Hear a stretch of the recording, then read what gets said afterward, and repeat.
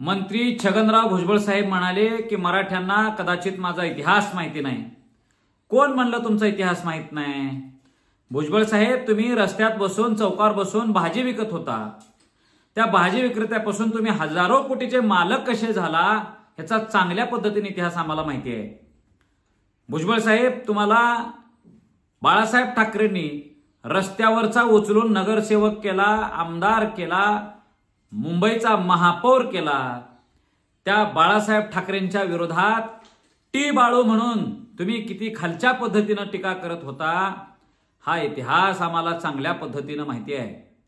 बाळासाहेब ठाकरेंच्या पासून निघाल्यानंतर तुम्हाला शिवसैनिक मारतील ठोकतील म्हणून तुम्ही जेव्हा घाबरून पळून फिरला होता त्यावेळेला तुमच्या शरीराचं रक्षण करण्याची जबाबदारी धाराशिवचे ढाण्या वाघ पद्मसिंह पाटलांनी घेतलेली होती। त्यांच्या आश्रयाखाली तुम्ही होता आणि किती दिवस होता हा इतिहास आम्हाला चांगल्या पद्धतीने माहिती आहे।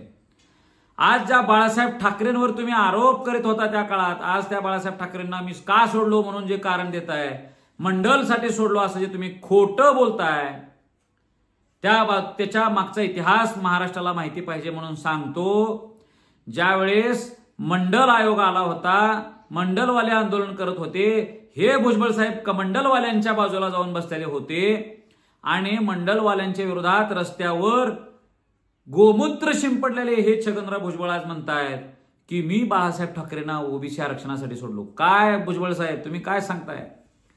बर, मंडलसाठी मी सोडलो म्हणता आणि तो मंडलचं अंमलबजावणी, त्या आयोगाची अंमलबजावणी करणारा सुद्धा एक मराठाच होता।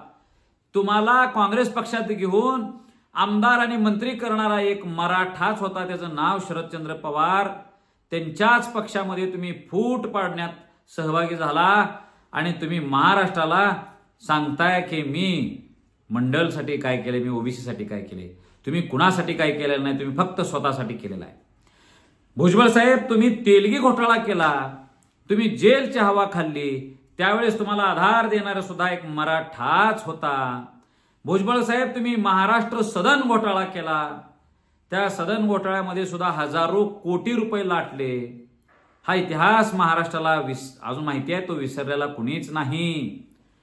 भुजबळ साहेब, तुम्हाला ओबीसींनी समाजातून बरखास्त केलता, बहिष्कृत केल्यासारखा केलता। तुमच्याकडे 10 माणसं जमवण्याची कुवत राहिलेली नव्हती। तुम्ही भ्रष्ट म्हणून महाराष्ट्रात जेव्हा सिद्ध झालेला होता मफलर किंग भुजबळ साहेब, तुम्हाला पुनर्जीवन सुद्धा मराठ्यांनीच दिलेला आहे। मराठ्यांच्या ह्या आंदोलनानेच तुम्ही पुनर्जीवित झालेला आहात। ज्या मराठ्यांनी तुमच्यासाठी एवढं काय केलं, आज त्यांची लेकरं 94ला हिरावलेला हक्क मागण्यासाठी रस्त्यावर आहेत। तुम्ही ह्या जातीच्या विरोधात दररोज सभा घ्यायलाय, पण ठीक आहे, तुम्ही आज जे ओबीसींचा मसिहा म्हणून पुढे यायला लागलाय ह्याच्यावर न कळत उपकार सुद्धा ह्या मराठ्यांच्या पोरांचे आहेत। भुजबळ साहेब, हा इतिहास महाराष्ट्राला नक्कीच माहिती आहे। छगनराव भुजबळ साहेब, तुम्ही किती जरी बोलला की मी असा आहे मी तसा आहे, तुम्ही ओबीसींचे मसिहा नाहीत। अरे, तुम्ही ओबीसींसाठी काढलेला एक GR महाराष्ट्राला सांगा, मी तुमची नोकरी करेन। 12 बलुतेदारांसाठी तुम्ही काय केला हे सांगा। भुजबळ साहेब, तुम्ही कशा पद्धतीने संस्था कुठल्या एका समाजासाठी लाटल्या, किती कारखाने कसे घेतले हा इतिहास आम्हाला माहिती आहे, उघड करायचा नाही, सांगणार। भुजबळ साहेब, तुम्ही जे करू शकला नाही तशा अनेक महामंडळ करून घेणारा हा मराठ्यांचा योगेश केदार होता आणि ते करून देणारा मुख्यमंत्री म्हणून राहिलेला एकनाथ शिंदे हे सुद्धा मराठी होते। तुम्ही सगळं हे विसरताय, तुमचा इतिहास सगळा माहिती आहे। फक्त आज तुम्ही तुमची हरवलेली पब्लिसिटी पुन्हा एकदा पुनर्प्रस्थापित करायला लागलेला आहे आणि मराठ्यांच्या विरोधात करताय, ओबीसींची दिशाभूल करून करायला लागलाय। हा इतिहास नक्की कळल। ओबीसी आरक्षण न मिळालेलं असताना, एकही दाखला नव्या GR निघालेला नसताना सुद्धा तुम्ही आज महाराष्ट्रात बोंब ठोकत फिरायला लागला की ओबीसी आरक्षण गेलं, ओबीसी आरक्षण गेलं। यावर मी अधिक प्रकाश टाकेन, पण पुन्हा करीत